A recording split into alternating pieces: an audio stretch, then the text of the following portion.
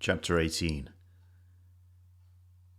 Walker came round in darkness, rocked into consciousness by the soft rumble of tyres on tarmac. His knees were tucked into his chest, and his cheek rested on cold plastic. He felt completely dreadful. The pain was familiar, but he hadn't felt its type in a long time. It was that post-fight, can't wipe your ass without crying type of pain. He ached all over from the beating he had taken at the feet of the Turks, but agony in chief came from his left hand. Normally he'd feel an injury pulse and throb as the blood rushed to heal it, but the skin encasing Walker's fingers was so tight with swelling that they weren't able to. They felt like sausages that had split their skin in a pan, the meat spilling out of them. He gently pushed them against his face, and from their shape he could tell they weren't what they used to be. Shame. He had liked his fingers. Walker was lying on his side in a ball, still dressed up for the casino. He tried to get his bearings. From the muffled sound of rolling rubber and rushing air, he knew he was in the boot of a vehicle. From the size, a 4x4. Walker managed to tilt his head slightly to make out the rear window above. It was night, and from the speed they were travelling, they weren't in Dalston anymore. An orange strobe danced on Walker's face at perfect intervals as street lamps whipped by above. Wherever they were going there fast. A motorway, thought Walker, or at least an A-road. He wondered how long he'd been out. Surely not long enough to get too far out of London. He tried to think back to the last thing he remembered, the beating, being pinned down, his fingers snapping one by one, the phone screen. Walker shut his eyes. They had it. The information that made him utterly vulnerable and completely useful. His eyes snapped back open. His instinct was to escape, to get to them, to jump over the back seats and attack, wrench the steering wheel away from the driver and stop the vehicle. Stupid fucking instinct. If he even managed to haul his broken body over the parcel shelf, what could he do? Somehow get to the driver and force the 4x4 to pull over, nice and gently? Impossible. They were going too fast, and Walker knew blue tracksuit would be in the way, hungry to squeeze the life out of him on the back seat like it was their first date. Walker felt the 4x4 start to slow. The indicator near his feet on the left side of the vehicle came to life. They were turning off. From the speed they dropped to, Walker knew the corner would be sharp, so that ruled out the motorway. An A-road, then, heading out of London. The 4x4 decelerated and made the turn, the momentum rolling Walker painfully over to one side.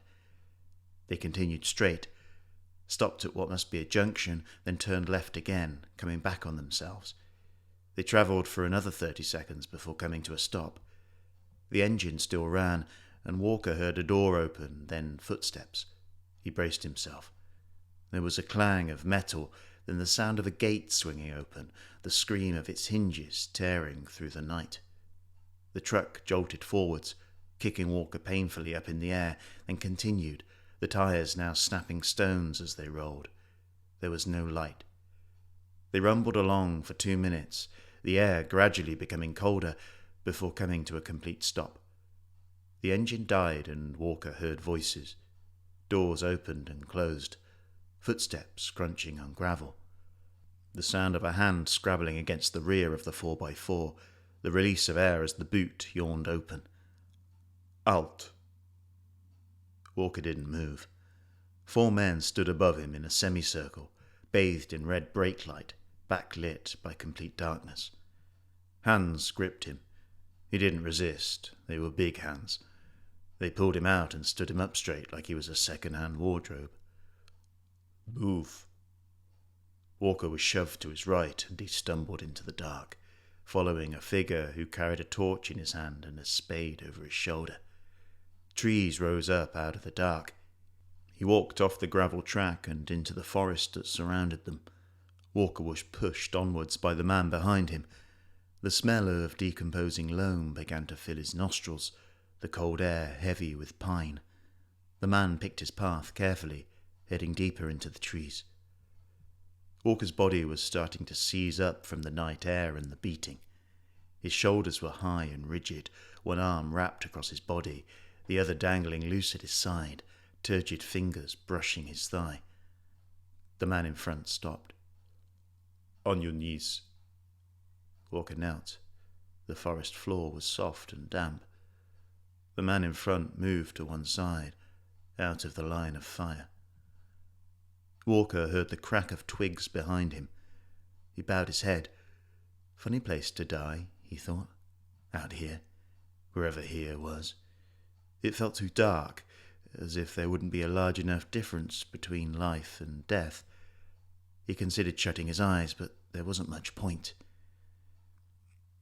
"We, as a business, disagree." It was Mehmet. Walker heard the sound of a lighter being flicked. "Our CEO, if you like, thinks we should give you the opportunity to pay the debt. We have asked some questions. A credit check." The wood was silent, save for the man's voice. "You own a property in South London, do you not?" Walker didn't reply. He couldn't tell any more if his eyes were open or shut. "Our research tells us the property is worth close to £500,000. If you were to sign it over to us, that would clear you from any further obligation. You could move on with your life, as could the woman and the girl." Walker swallowed. Maybe he wasn't going to die after all. "I, on the other hand, think we should write off the remaining debt and cut our losses." Scratch that. There was a pause, the creak of branches, then hard steel against his skull.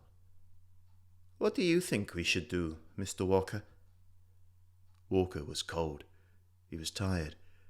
His body hurt, and he could feel last night's raki still in his bloodstream. Death was tempting. "My house is yours.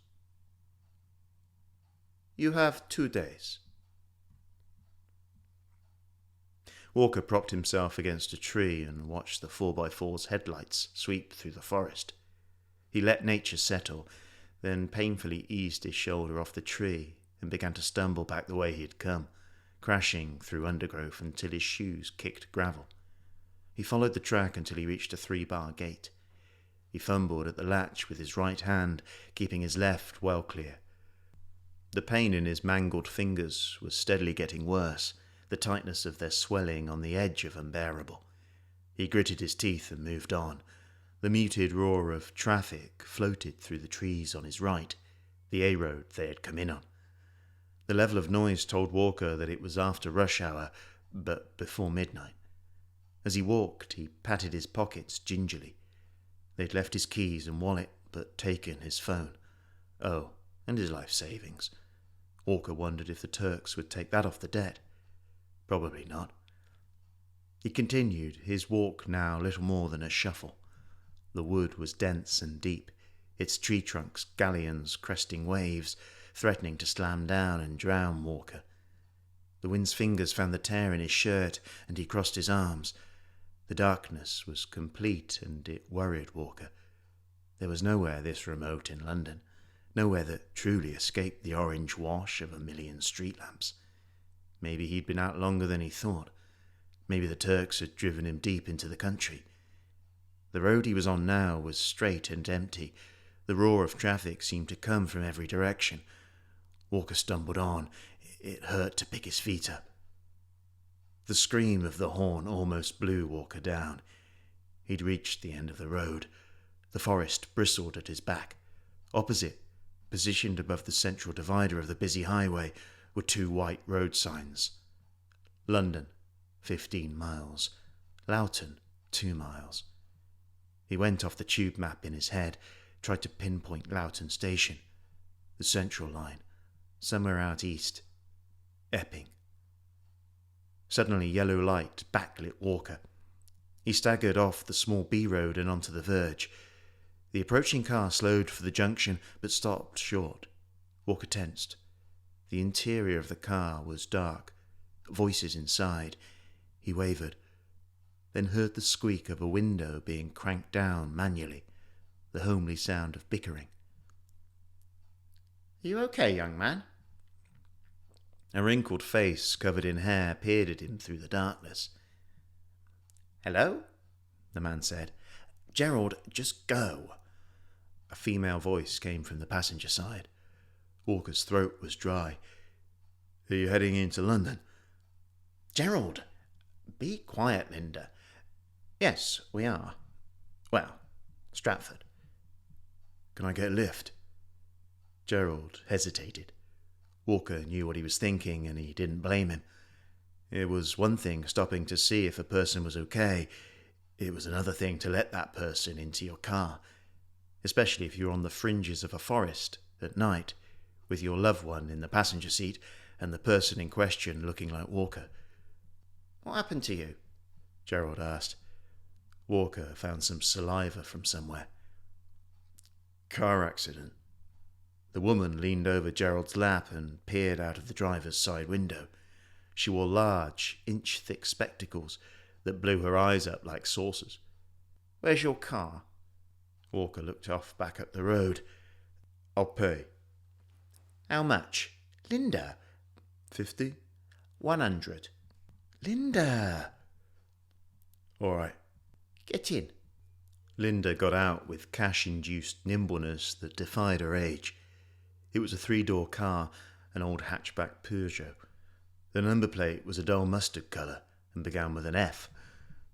Walker came round to the passenger side. Linda was small, with hair the same brilliant whiteness as Gerald's beard.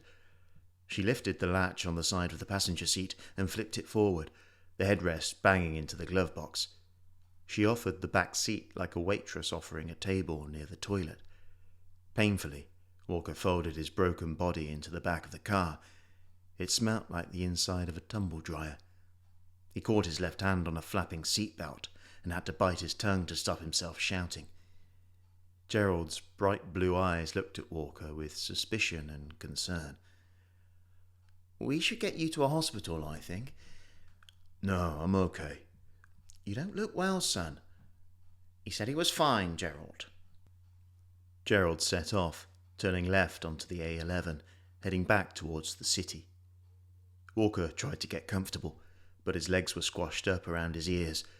Both front seats were pulled so far back that Gerald and Linda might as well have been sitting on the spare tyre. He studied his broken hand. It looked as bad as it felt. The thumb was twice its normal size at its base, a mass of flesh that Walker couldn't move. His hands were larger than average, but now his fingers had become twice their normal thickness. They were pugnacious and angry-looking, with his pre-damaged middle finger the jewel in the crown of disfigurement. When it had been bent backwards, it had snapped on an angle and now overlapped the back of his ring finger. It was getting greener by the second. The sound of a carrier bag rustling came to him from the front. Finally, after much tutting, Linda seemed to find what she was searching for. Leaning backwards between the seats, she held out her hand. Walker took the mint and managed to free it from its wrapper. Saliva flowed. Linda watched him with her gigantic eyes. Then she turned and looked out front. "I expect the car's a write-off," she said. Walker rested his head against the window and watched Essex turn to London.